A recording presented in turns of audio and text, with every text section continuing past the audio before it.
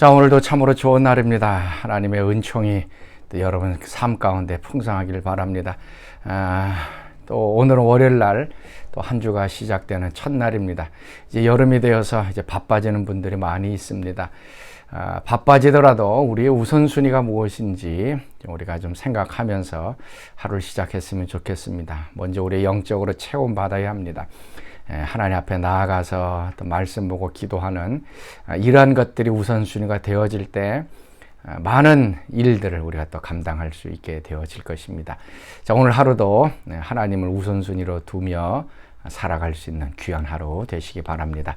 자, 오늘 묵상할 말씀 고린도전서 15장 20절에서 34절까지의 말씀입니다. 그러나 이제 그리스도께서 죽은 자 가운데서 다시 살아나사 잠자는 자들의 첫 열매가 되셨도다.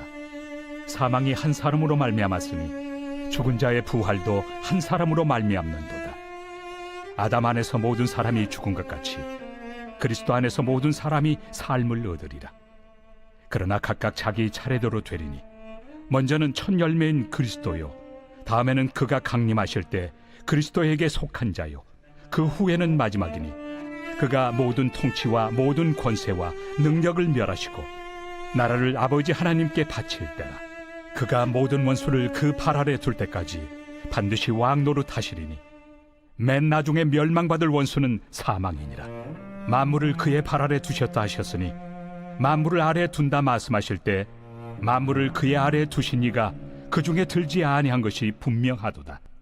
만물을 그에게 복종하게 하실 때에는 아들 자신도 그때 만물을 자기에게 복종하게 하신 이에게 복종하게 되리니 이는 하나님이 만유의 주로서 만유 안에 계시려 하심이라. 만일 죽은 자들이 도무지 다시 살아나지 못하면 죽은 자들을 위하여 세례를 받는 자들이 무엇을 하겠느냐? 어찌하여 그들을 위하여 세례를 받느냐? 또 어찌하여 우리가 언제나 위험을 무릅쓰리요? 형제들아, 내가 그리스도 예수 우리 주 안에서 가진 바 너희에 대한 나의 자랑을 두고 단언하노니 나는 날마다 죽노라. 내가 사람의 방법으로 에베소에서 맹수와 더불어 싸웠다면 내게 무슨 유익이 있으리요? 죽은 자가 다시 살아나지 못한다면 내일 죽을 터이니 먹고 마시자 하리라. 속지 말라. 악한 동무들은 선한 행실을 더럽히나니 깨어 의를 행하고 죄를 짓지 말라. 하나님을 알지 못하는 자가 있기로 내가 너희를 부끄럽게 하기 위하여 말하노라. 고린도전서 15장은 아주 부활에 대해서 아주 중요한 메시지를 전해주고 있습니다. 복음의 핵심적인 부분들이 이제 고린도전서 15장에 나오고 있습니다. 특별히 이제 고린도 교회 가운데서도 이 부활을 이제 부정했던 사람들이 많이 있었습니다. 특별히 이제 부활이 없다라고 생각했던 사람들이 있었습니다. 자, 이 사람들은 이제 두 종류의 사람입니다. 실제적으로 부활을 믿지 않았던 그런 사람일 수도 있고, 또 한 부류의 사람들은 이제 곧 디모데 후서 2장 18절에 보면 이제 후메네오와 빌레도라고 하는 이제 에베소의 이단이 있습니다.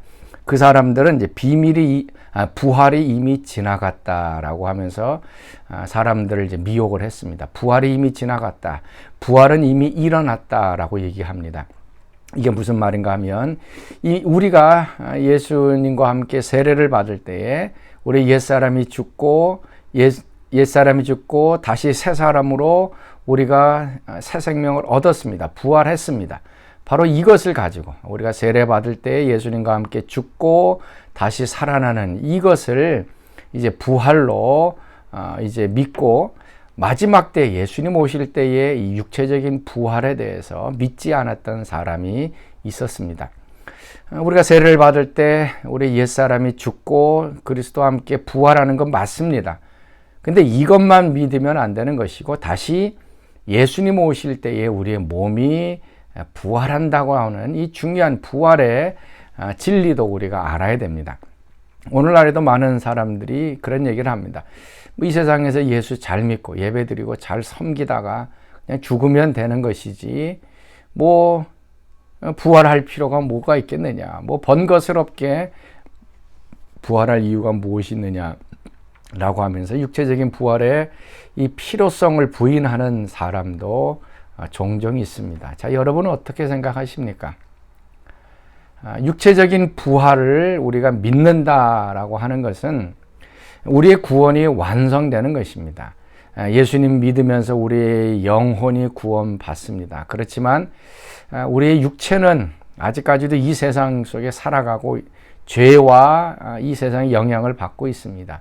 이 육이 구원 얻는 것은 죽어서 다시 부활해서 새로운 부활체의 몸을 가질 때 우리의 몸은 구원을 얻게 되어지는 것입니다. 20절 말씀 보면 이제 부활에 대해서 이렇게 얘기합니다. 그러나 이제 그리스도께서 죽은 자 가운데 다시 살아나사 잠자는 자들의 첫 열매가 되셨다. 예수님께서 부활의 첫 열매가 되셨다라고 얘기합니다. 여기서 말하는 이 첫 열매라고 하는 것은 부활의 영광스러운 몸을 가진 첫 번째 열매, 첫 번째 사람이 되었다는 것입니다.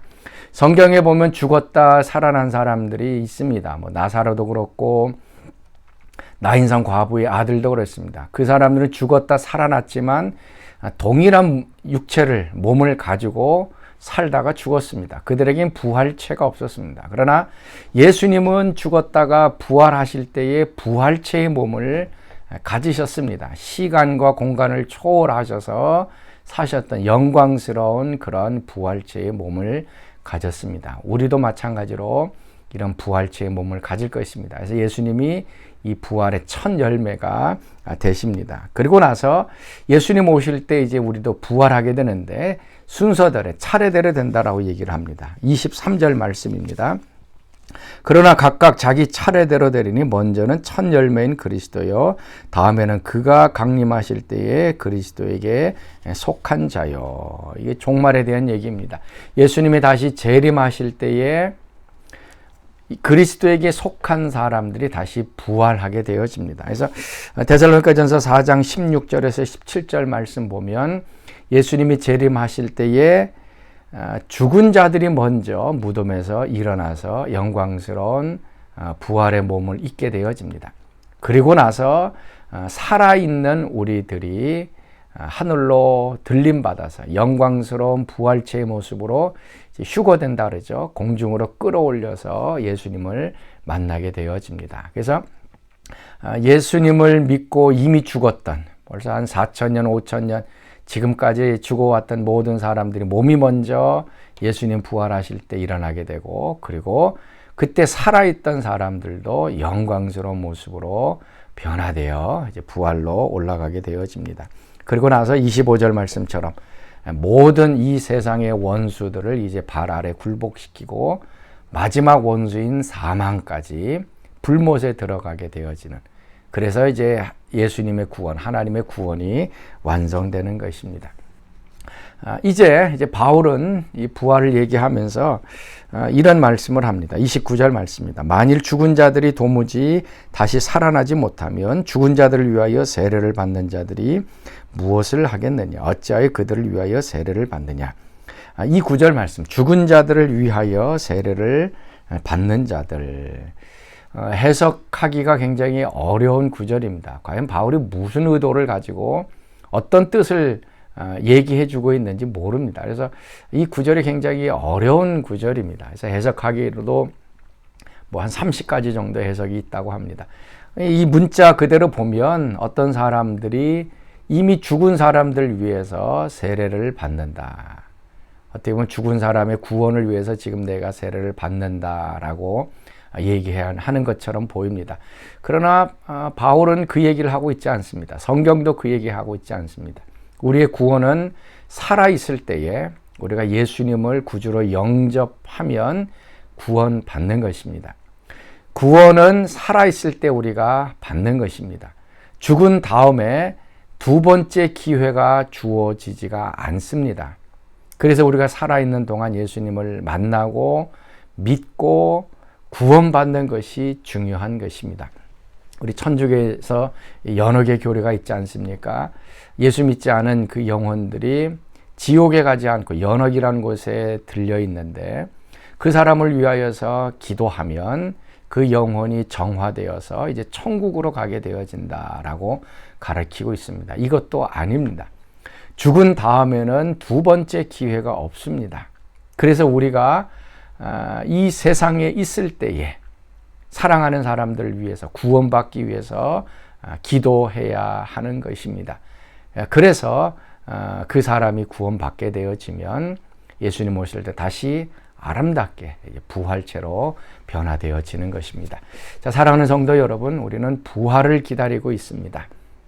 예수님 오심을 또 기다리고 부활하면 우리의 몸이 아름답게 변화되어지고 부활체를 가지고 사랑하는 주님과 함께 거하게 될 것 오늘도 바라보시면서 살아가실 수 있는 여러분들 되시기 바랍니다. 자, 오늘 우리 함께 부를 찬송 167장 즐겁도다 이날 세세에 할 말, 우리 부활 관련된 찬송 같이 하겠습니다. 즐겁도다 이날 세세에 할 말, 사망 권세 깨고 하늘이 열려 죽은 자가 다시 살아나와서 생명의 주 예수 찬송하도다. 즐겁도다 이날 세세에 할 말, 사망 권세 깨고 승리하셨네. 생명의 주 예수 죽음 이기고 무덤 문을 열고 살아나셨네. 주의 말씀대로 이루어져서 사흘 만에 다시 살아나셨네. 즐겁도다 이날 세세에 할 말, 사망 권세 깨고 승리하셨네. 아멘. 우리 같이 기도하겠습니다. 하나님, 우리가 다시 부활할 것을 기대하며 오늘의 고난, 또 핍박, 환난을 견디어내는 믿음의 사람들 되게 하여 주옵소서. 이제는 우리 주 예수 그리스도의 은혜와 하나님의 그 크신 사랑하심과 성령의 교통하심이 사랑하는 성도들 가운데 늘 항상 함께 하시기를 간절히 축원하옵나이다. 아멘.